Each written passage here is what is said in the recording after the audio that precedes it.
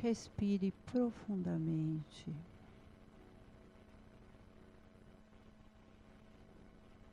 Acalme sua mente. Tranquilize seu coração.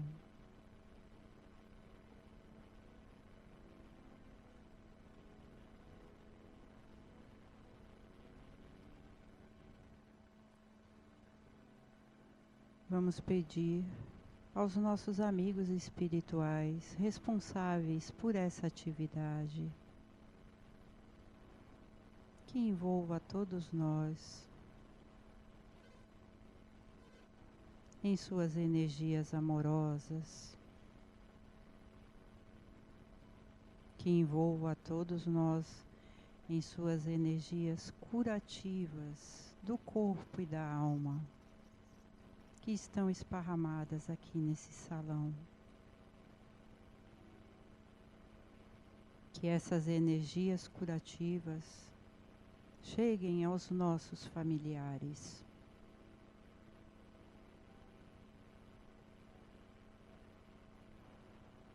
Que os nossos pensamentos, as nossas ações sejam de paz, de amor, de perdão, de doação. Que o Mestre Amigo e toda a sua pleiade de espíritos bondosos nos deixem disponíveis para as reflexões dessa tarde. Que a espiritualidade maior intua nossa querida palestrante, Thelma,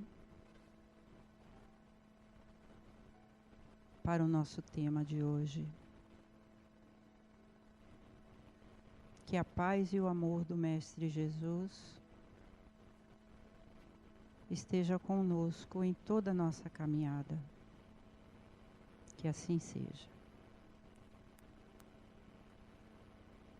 Boa tarde, meus queridos.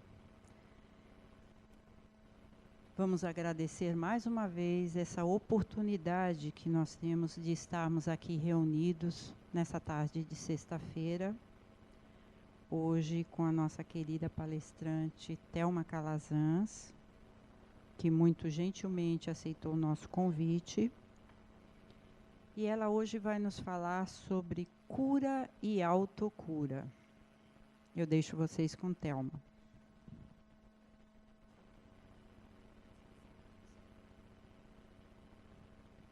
Boa tarde. Olha que tema reflexivo, cura e autocura. E ontem eu estava fazendo uma meditação, que é sempre um hábito meu, meditar durante a semana, que eu vou fazer uma palestra num centro espírita. Eu me conecto com esse tema e sempre faço a minha oração de costume e faço uma meditação logo em seguida, para me conectar com todo esse conteúdo, além de se munir de algumas informações adicionais. E quando eu terminei a minha meditação ontem, começou a vir uma pergunta que eu achei extremamente interessante. E aí eu disse, eu vou começar a palestra com essa pergunta. A pergunta foi: o quão você está comprometida com você? Foi essa pergunta que me veio. E aí minha mente expandiu, né? Essa pergunta não foi à toa. Para falar sobre cura e autocura, a gente precisa saber o quão a gente está comprometido com nós mesmos, né? E aí eu comecei a pensar, quanto eu estou comprometida comigo? O que é esse comprometimento? Que comprometimento é esse? Nessa trajetória que eu já tenho, espiritual, essa convicção de que eu tenho, que eu sou espírito, quanto eu estou comprometida comigo? E aí eu trago essa pergunta para vocês, porque ela tem tudo a ver com o nosso processo de cura e autocura. Vocês devem conhecer uma história que fala sobre comprometimento, é usado muito na área de RH, em treinamento e desenvolvimento de pessoas, que é a história da galinha e do porco. Vocês devem conhecer, que é a história do comprometimento e do envolvimento. E a história é longa, mas eu vou resumir, vou falar um trechinho dela. E fala sobre, num café da manhã, nós temos os ovos e nós temos o bacon. Só vou resumir a história vai mais além. O porco, ele morre para que seja feito o bacon que a gente usa nos ovos que a gente frita para o nosso café da manhã. A galinha, ela põe o ovo. Quem está comprometido e quem está envolvido nessa história? O que é que vocês acham? Óbvio. A galinha está envolvida. Ela colocou o ovo, que faz parte do seu café. Mas o porco se comprometeu, porque ele assumiu a responsabilidade de doar algo mais dele. Então, como estamos comprometidos com nós mesmos? Então, assim, o que eu estou fazendo com a minha vida, com o meu propósito de vida? Será que eu estou envolvido no meu propósito de vida? Ou eu estou comprometido com o meu propósito de vida? E aí eu convido vocês a se despirem, nesse momento, de todos os valores e de todas as crenças que vocês tenham. Porque estar comprometido em um processo de autocura, ele vai se dividir em dois aspectos. Um é o corpo, o outro é o espiritual. Como eu estou comprometido na autocura do meu corpo? E aí eu vou usar a razão. Normalmente, todos nós, vamos usar a razão para buscar as justificativas daquilo que acontece com o nosso corpo. E a gente vai buscar ajuda médica, porque cessa a nossa responsabilidade de querer fazer a autocura com algo que já está exposto. A gente precisa da ciência médica para nos ajudar. Mas quando esse processo chega no corpo, ele permeou o nosso universo mental. Obviamente que a gente não deve ser piegas, no sentido de achar que tudo o que acontece com a gente tem uma única responsabilidade com aquilo que a gente pensa.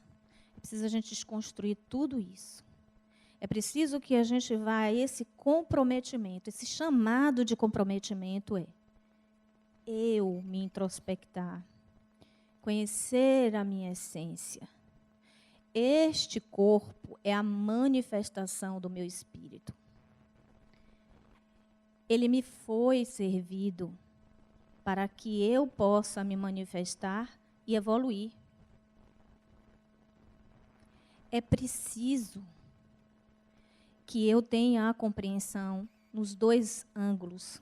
É preciso que eu entenda a importância de cuidar deste corpo que me foi dado para manifestar o meu espírito, das questões biológicas que são oferecidas para que a gente possa estar aqui, de todo o nosso processo espiritual que foi concebido, família, genes, caracteres, tudo que vem são componentes essenciais e necessários para a manifestação do nosso espírito e para o aprendizado. Se a gente se compromete se houver um comprometimento com o meu estar aqui, eu vou meditar, eu vou procurar ir mais além do meu corpo. Eu vou buscar a segunda parte, o espiritual, porque ele vai me trazer a conexão com a essência do meu ser. E quanto minha vida está unitiva. A vida unitiva é a vida em conexão com Deus, porque eu sou uma centelha dele. Quando eu oro, eu uso o Pai Nosso, que é uma oração universal, mas eu faço ela do meu jeito. E o Pai Nosso, ele começa: Pai que estás no céu. Eu digo: Pai, vós que estais em mim. Eu converso com ele, sentindo a presença dele comigo. Ele não está distante de mim. Se eu digo que ele está no céu, eu vejo algo distante. Mas se eu sou centelha divina, ele está comigo. Que a sua vontade seja feita, assim na terra como no céu? Não, para mim, Thelma, é que a sua vontade seja feita, eu estando aqui encarnada ou desencarnada. Porque a minha trajetória é única. Eu não me desconecto da minha trajetória. E é essa conexão que a gente tem que buscar. Porque a minha trajetória é linear. O meu corpo físico, não, ele é perecível. Ele é a manifestação do meu espírito, mas o meu espírito, ele vivencia e vivifica. Ele é único. E eu vou trazer os meus aspectos para a próxima encarnação.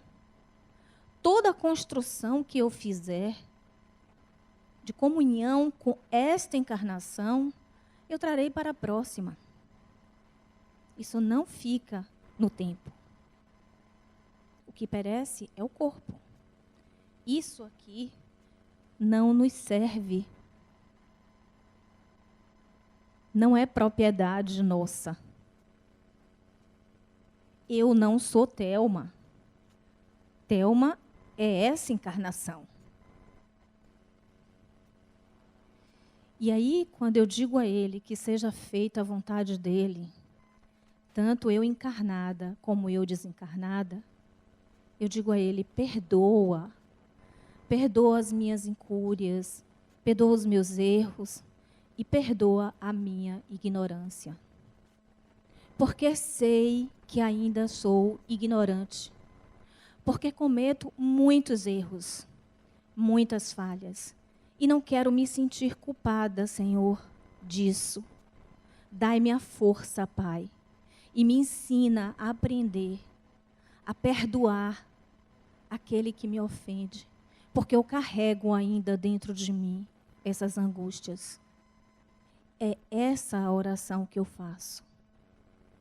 Porque eu peço ao Pai para estar do meu lado e digo a Ele que ainda sou imperfeita e que eu preciso dessa ajuda, porque nós somos imperfeitos ainda. A autocura, se a gente for imaginar e se a gente for buscar isso na ciência médica, a gente vai dizer que é a capacidade do corpo de se tornar autoimune. Mas espera aí. Eu não posso só usar o meu racional. Eu não posso imaginar que é só o meu corpo. Eu tenho que me ver enquanto espírito. E se eu sou espírito, eu tenho que fazer esta conexão com os dois aspectos. Então, eu preciso cuidar do meu corpo. Eu preciso dar a ele as condições para que meu espírito se manifeste. Mas eu preciso, acima de qualquer coisa, cuidar da minha essência. Essa conexão não é uma conexão fácil. essa autoiluminação não é algo estanque. Eu comecei a ter consciência de que eu sou espírito e eu já consigo fazer isso. Não. Isso é uma trajetória que a gente tem que ter consciência que possivelmente alguns consigam fazer ainda nessa encarnação, outros não. E eu, Thelma, tenho plena consciência de que nessa encarnação não farei isso. Mas eu preciso ter a consciência de buscar os aspectos que estão em mim que vão me ajudar a ser melhor. Eu preciso aprender a estar em conexão com a minha essência e ser extremamente honesta comigo mesma. Porque o convite que eu faço a vocês, se despir desses valores e dessas crenças, é porque nós estamos aí sendo imposto por uma sociedade, e se a gente for falar para se despir e para se renovar das questões morais, a gente vai trazer os aspectos que a sociedade cobra. Porque o que é a moral para a sociedade? São regras.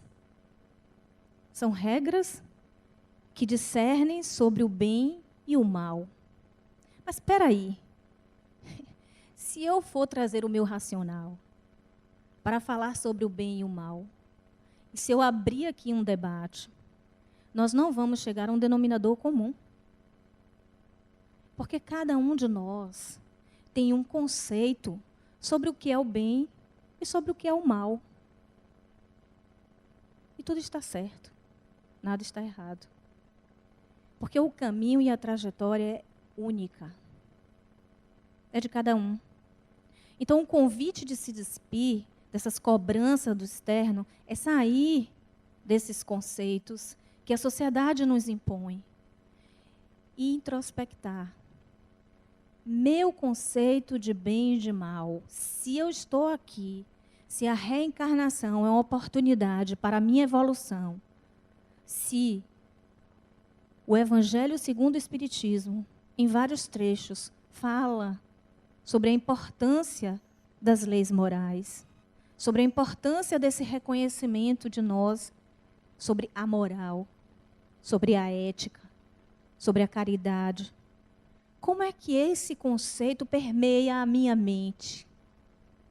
Como é que eu me posiciono na vida com esses conceitos? Esse é o chamado. Não adianta trazer aqui para vocês aquilo que eu entendo como moral, aquilo que eu entendo como bem, aquilo que eu entendo como mal. Porque certamente os meus conceitos são diferentes do de vocês.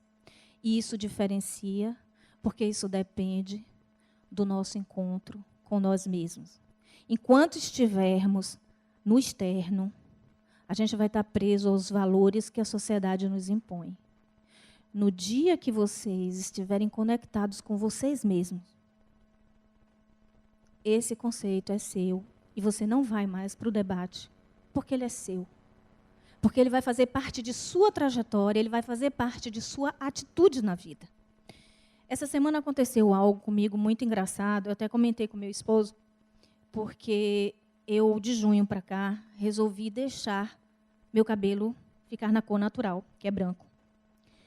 E eu pintava meu cabelo de louro, porque eu já tinha muitos brancos, e normalmente quando a gente tem muito cabelo branco, a gente vai pintando de uma cor mais clara. Diz que a mulher, quando fica loura, porque tem mais de 30, né? Então, a gente realmente pinta porque a cor mais escura, é óbvio, chama mais atenção os brancos.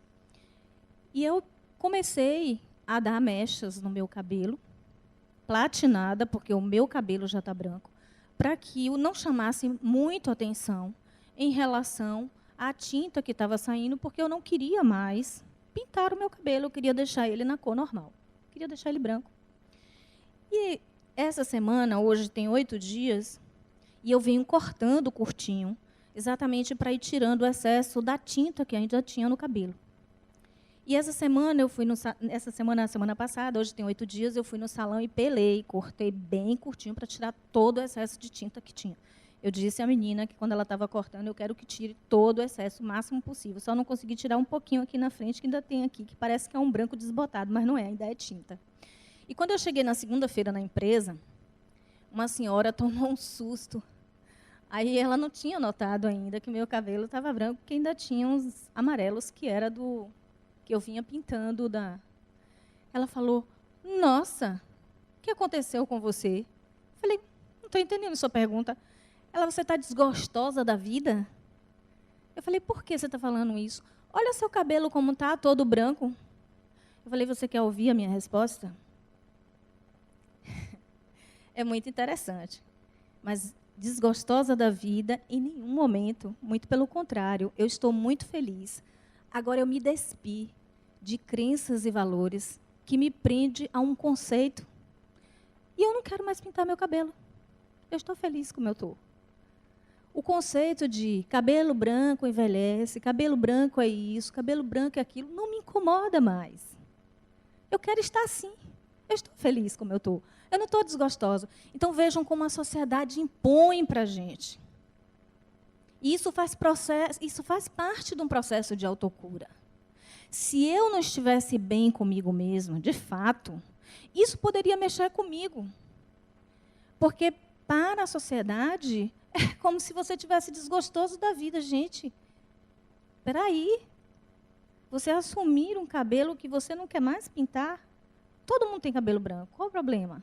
Cabelo branco não é velhice. Mas eu também não sou novinha, eu tenho 54 anos de idade. Daí, qual o problema? Eu resolvi assumir. Não quero mais pintar. Não quero estar presa.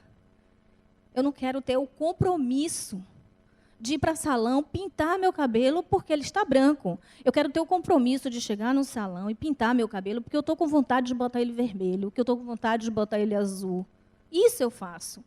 Mas eu ter o compromisso de pintar, de a cada 15 dias, pintar a raiz, porque ele já está aparecendo os brancos. Espera aí, isso não faz parte mais da minha vida. Então, isso é uma construção. Isso é você se desconectar desse externo. É se desprender. Isso faz parte de uma autocura. Esse é um processo de você estar bem com você mesmo, de você se sentir feliz do jeito que você é. E o seu corpo precisa desse cuidado com você. A minha consciência não me permite mais isso. Eu sei o quanto isso desagrada as minhas células, a química, esse compromisso com a química. Para quê? É um compromisso com a beleza? Espera aí. E a minha preocupação com a minha essência, com esse corpo que é a minha manifestação. Ele já adoeceu em alguns momentos, eu já fiz cirurgias. E pode vir a adoecer novamente. Mas eu quero ter esse compromisso do cuidado comigo mesma. E não é porque a sociedade me impõe, é porque eu quero estar presente comigo mesmo. Eu mereço. Eu quero ter este comprometimento com o meu propósito de vida. E no meu propósito de vida, e no que eu traço para mim, eu tenho um compromisso de estar bem, de estar saudável. Ainda que em alguns momentos, aquilo que eu causei para o meu corpo venha me tirar dessa conexão. Mas ainda assim eu vou encontrar essa força e ter a certeza de que eu estou fazendo algo que está em conexão com aquilo que eu sou. Porque não adianta a gente se desligar e pensar só no corpo físico e usar o nosso racional e achar que só a medicina vai ser responsável por aquilo. Porque o espiritual e essa conexão com o divino, essa conexão comigo mesmo e a certeza e a consciência de que eu sou espírito, vai fazer toda a diferença. Então, é importante que a gente tenha essa conexão, que a gente tire esse momento para conversar com Deus, que a gente tire esse momento para estar presente em nós mesmos. Ouvir, silenciar a mente. Quantas vezes, no dia, a gente se vê com pensamentos acelerados, e hoje existe até um psicólogo que tem livros escritos, Augusto Cury, que fala muito sobre pensamento acelerado. que essa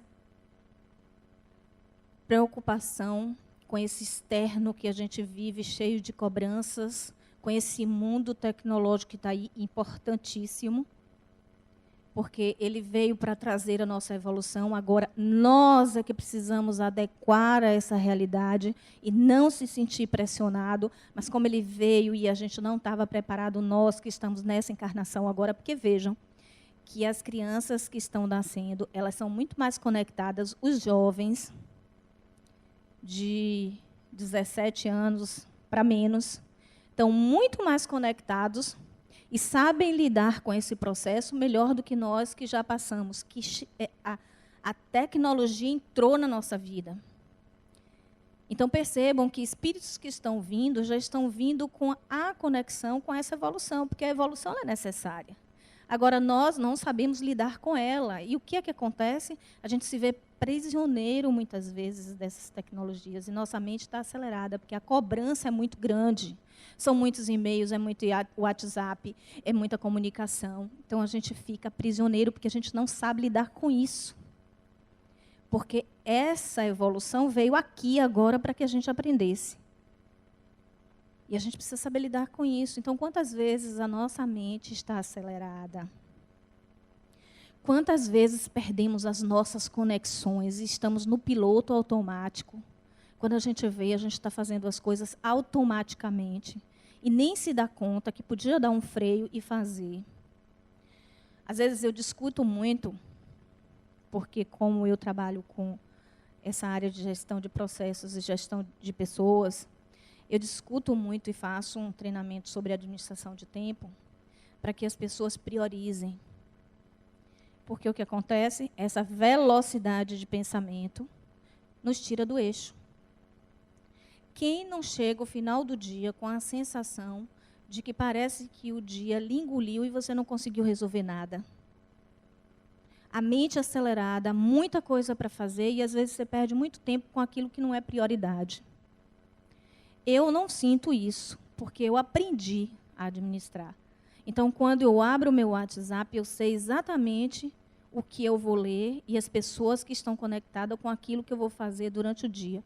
Eu deixo para ler grupos, piadinhas, vídeos, no momento em que eu não estou fazendo nada, que eu chego em casa para dormir, alguma coisa nesse sentido.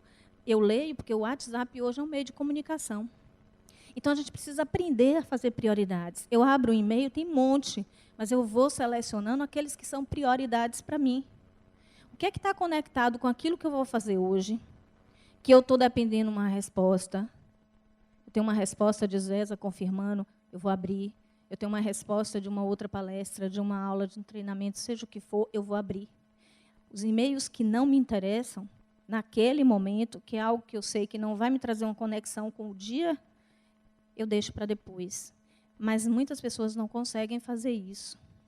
E aí chegam no final do dia com aquela sensação de vida mal resolvida. Isso são aspectos a serem pensados. É uma forma de administrar a sua vida e sair desse piloto automático, para que você chegue em casa e realmente tenha o seu momento de entrar em conexão com você mesmo, porque senão você chega em casa e você continua com seus processos. Você não saiu da empresa, você levou a empresa para casa. Você não saiu do seu lado profissional, você levou o seu profissional para casa. E a gente precisa fazer essa desconexão, porque nós fazemos papéis. Existem papéis na vida da gente. Eu tenho um papel de mãe, eu tenho um papel de avó, eu tenho um papel de esposa, papel de profissional e de amiga. Eu tenho que saber lidar com esses papéis. Eu tenho que saber diferenciar onde esses papéis estão atuando, como e quando. Porque se eu deixo todos eles atuarem ao mesmo tempo, com certeza eles vão fazer bagunça na minha vida e eu vou ficar extremamente estressada. Então, o nível de estresse hoje é a falta de capacidade da gente de separar os nossos papéis. Quando eu tenho que atuar e como eu tenho que atuar. Eu tenho que discernir, porque se eu não discernir, eu pifo. Eu tenho essa sensação de algo mal resolvido. E precisamos atuar sobre isso, para que possamos chegar em casa e se despir desse dia e aproveitar para fazer essa conexão. É extremamente importante para a vida da gente que a gente encontre no dia. Eu sempre faço isso ao acordar. Eu tenho um hábito de acordar sempre 30 minutos antes do horário que eu tenho que levantar para entrar na minha conexão. Eu sempre faço isso, para que eu encontre o meu eixo. Então, a gente precisa encontrar isso. Encontrar esse eixo, esse momento, esse horário, dessa conversa com esse divino. Mas é uma conversa mesmo. Entregar a ele, mas claro, não é ele que administra a sua vida, é você. Mas encontrar essa força porque ele está dentro. Se nós somos luz, a gente tem que buscar essa energia. Nós somos a essência divina.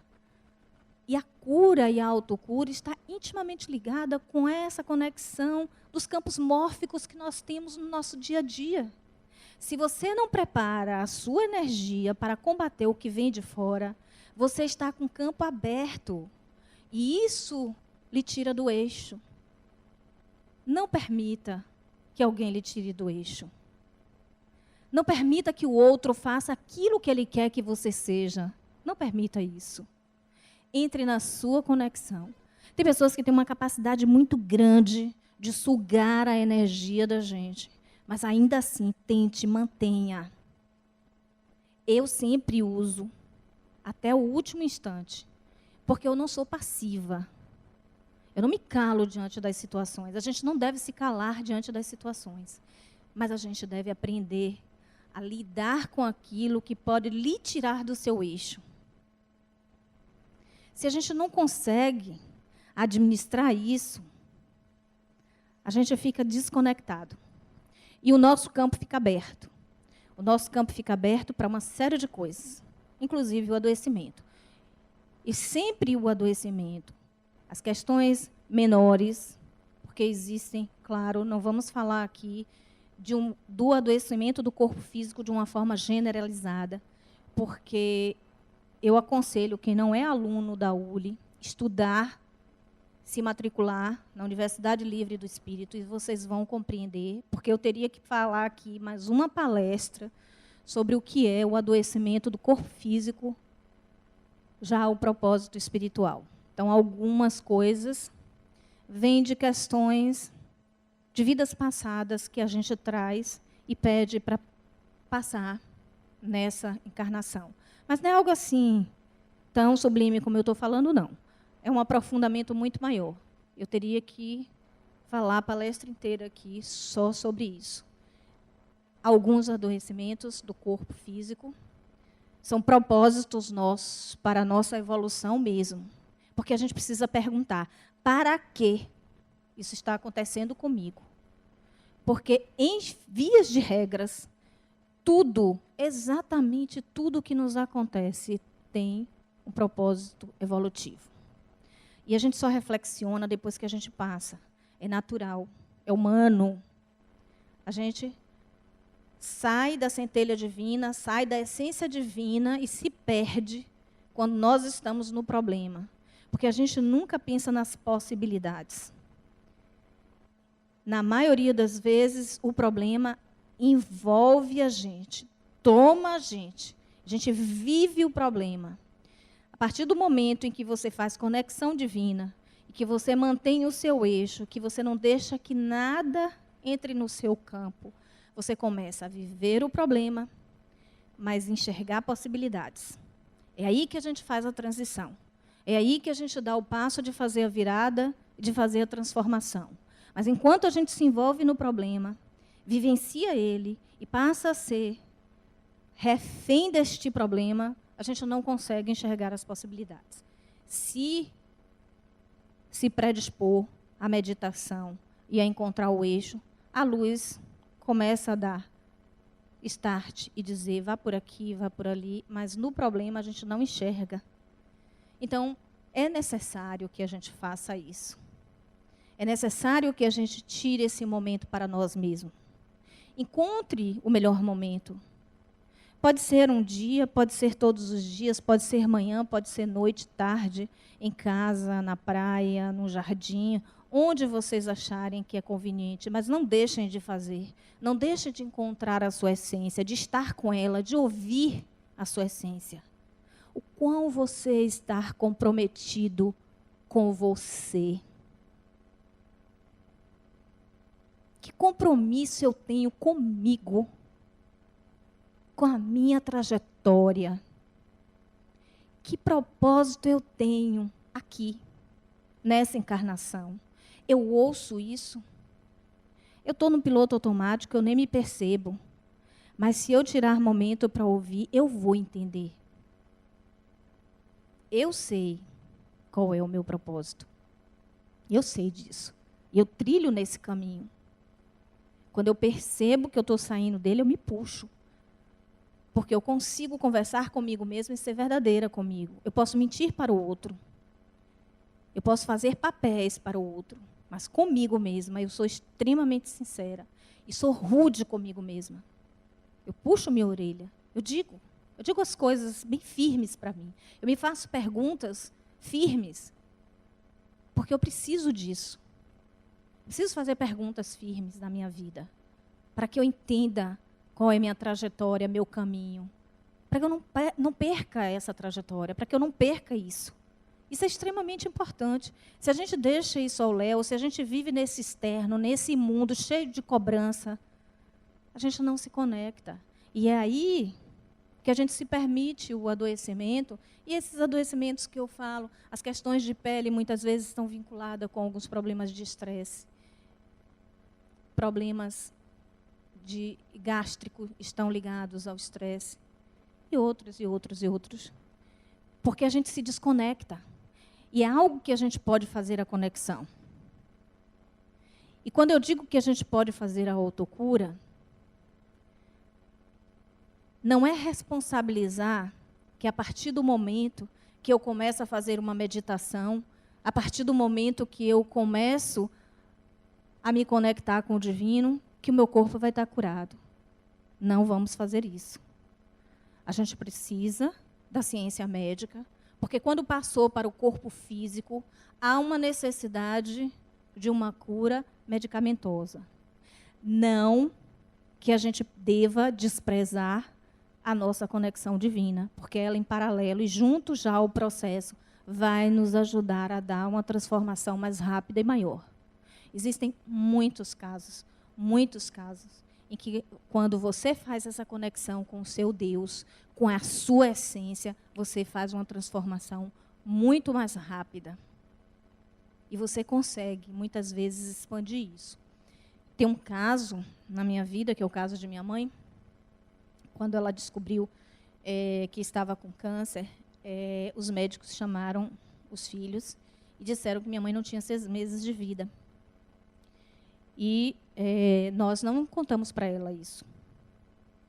Falamos a verdade, que ela estava com câncer, mas não contamos que ela já estava com um grau de metástase muito grande e que ela não tinha 6 meses de vida. A gente não falou. O que a gente fez? Os 4 filhos, nós nos dedicamos ao amor. A gente se dedicou a ela, se dedicou mesmo. Os filhos se dedicaram a ela, os netos se dedicaram a ela. E a gente passou a estar muito próximo dela, a sair muito com ela, a vivenciar muito com ela. E ela encarou a doença com uma certa naturalidade. Querem saber? Ela ficou viva 2 anos. Os médicos que acompanhavam ela, eu me arrepio toda quando eu falo dessa história. Os médicos que acompanhavam minha mãe diziam assim, nossa, como essa mulher é forte e resignada. E eu dizia para eles assim, o amor fez essa transformação. Porque ela sentiu a presença da família do lado dela. Isso fortaleceu ela muito.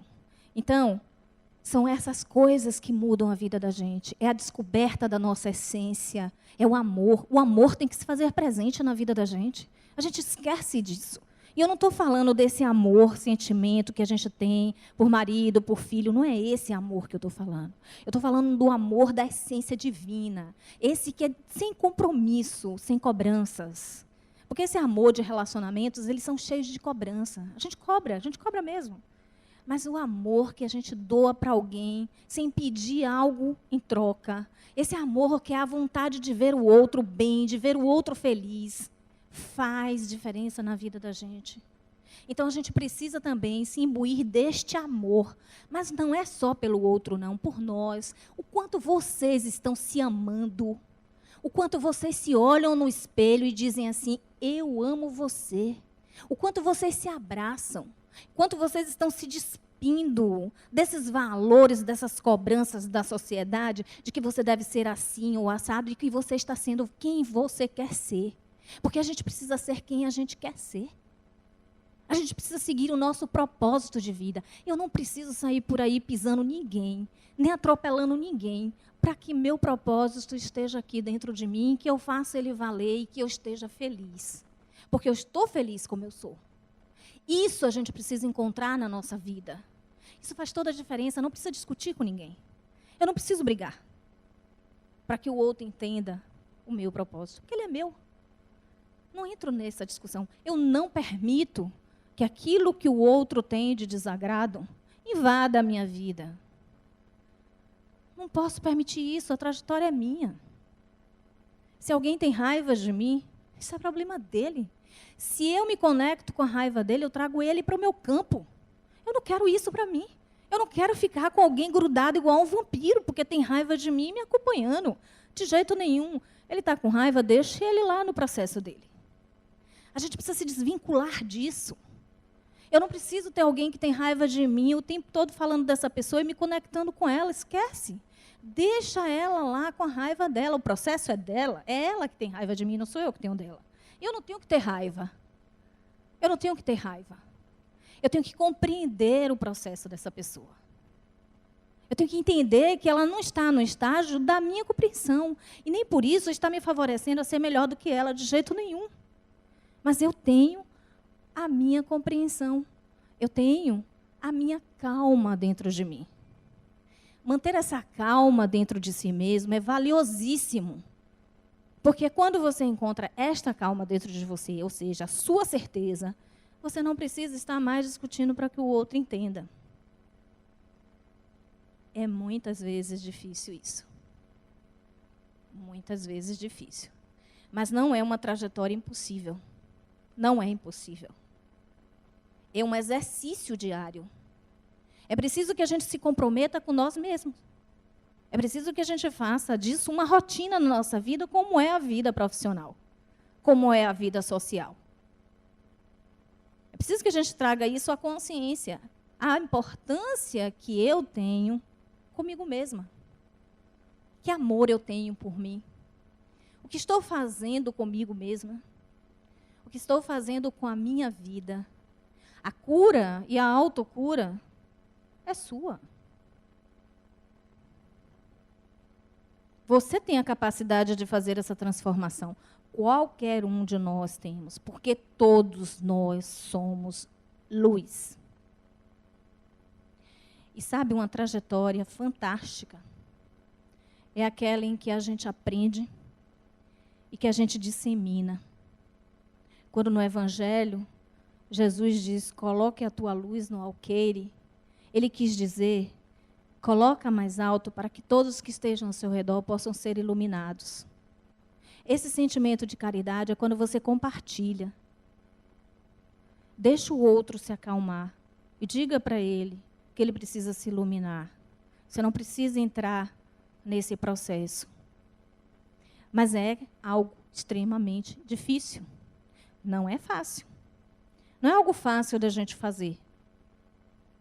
É um exercício diário. A gente precisa se cobrar.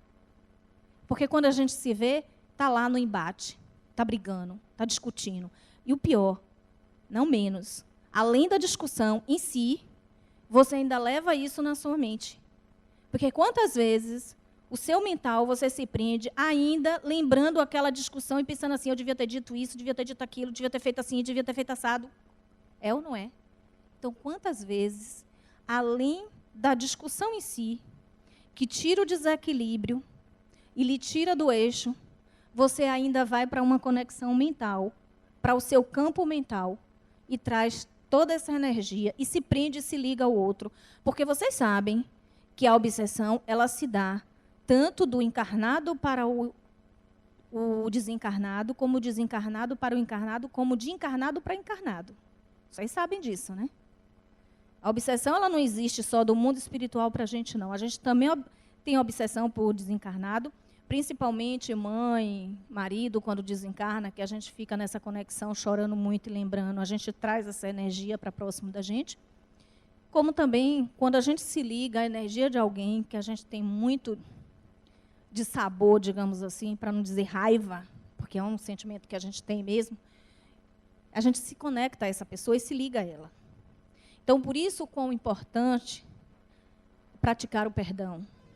Mas é o perdão no sentido de eu preciso compreender que eu não vou mudar aquela pessoa, que eu preciso me desconectar, porque ao ficar na intriga e não perdoar, eu estou vinculado a essa energia e eu estou vinculado a esta pessoa. E isso é uma desagrura. Porque essa conexão você faz inconscientemente.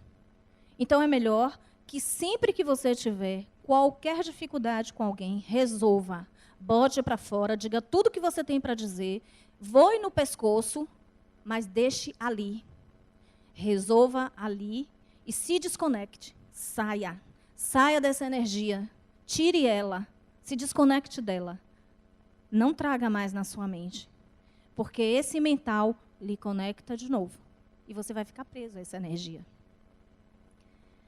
Então, o chamado para vocês se desprendam dessas agruras mentais que fazem a gente ficar remoendo pensamentos. Tudo que estiver dentro de vocês, tudo, exatamente tudo que estiver mal resolvido, resolvam. Porque todas as situações desgastantes que temos na vida, que não conseguimos resolver, deixamos para lá e botamos debaixo do tapete, simplesmente criamos vínculos, porque elas estão ali. A gente não resolveu. Então, se desvincule. Todos os processos que vocês tiverem, digam tudo o que acharem necessário dizer.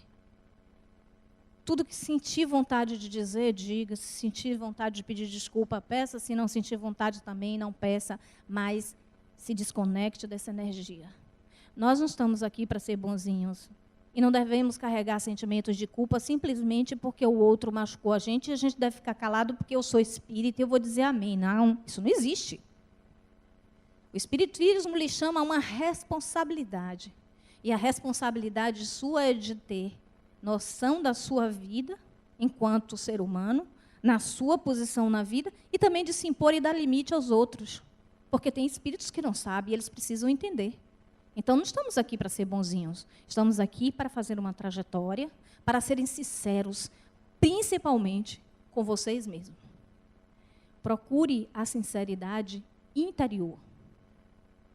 Eu preciso dessa necessidade interna, porque é ela quem vai acalmar a minha mente, porque é ela quem vai me dar o bastão para ser a dona do meu destino. E é isso que eu convido vocês, serem donos do destino de vocês, assumirem as responsabilidades e dizer aquilo que não mais querem para a vida de vocês, porque tudo que vocês postergarem, vocês estão empurrando para o processo do seu campo que vai atuar no seu corpo físico. E provavelmente depois lhe traga um adoecimento. Então resolvam todas as questões que estão aí. Encontre o Deus, tenha a vida unitiva. Essa vida unitiva é estar com Deus dentro de você, é fazer essa oração como eu faço. Deus não está no céu, Ele está dentro de mim. Ele está dentro de cada um de vocês. Porque nós somos filhos dele e nós somos centelha. Ele que nos colocou nesse mundo para que pudéssemos aprender e tornarmos-nos espíritos evoluídos. E essa trajetória de espírito evoluído, ela é longa. Não queira ser espírito evoluído agora, porque nós temos muito a aprender, muito. E todo o processo nosso na encarnação é de evolução. Não existe involução, não existe isso. Não existe essa palavra, involuído. Não existe. Não existe um espírito que é humano e que amanhã vai encarnar numa cobra. Não existe, até porque o arcabouço do nosso mental não cabe. na cabeça de uma cobra, de um cachorro. E o que nos diferencia do animal irracional é poder de pensamento. E a gente não vai evoluir. Existem religiões que dizem que quando você causa muito mal, volta como animal. Isso não existe. Não há possibilidade disso pela própria evolução do nosso cérebro, que a gente consegue perceber o nosso processo evolutivo, quando passamos lá pelos neandertais e homo sapiens, e o nosso cérebro foi evoluindo, e a nossa capacidade de elaboração de pensamento também. Então, o que diferencia o animal racional do irracional é a elaboração de pensamento. Um cachorro não pensa, eu vou morder aquela ali agora. Ele não pensa. Ele te morde porque ele é feroz, porque é instinto, ou porque você machucou ele. Mas o homem não. Nós, humanos, elaboramos pensamento. Então, como estão os pensamentos de vocês? Como estão os meus pensamentos? Vinculado aos meus processos, às minhas dores e às minhas raivas? Joguem na lata do lixo. É um convite que eu faço para vocês. Boa noite, muita paz no coração de cada um.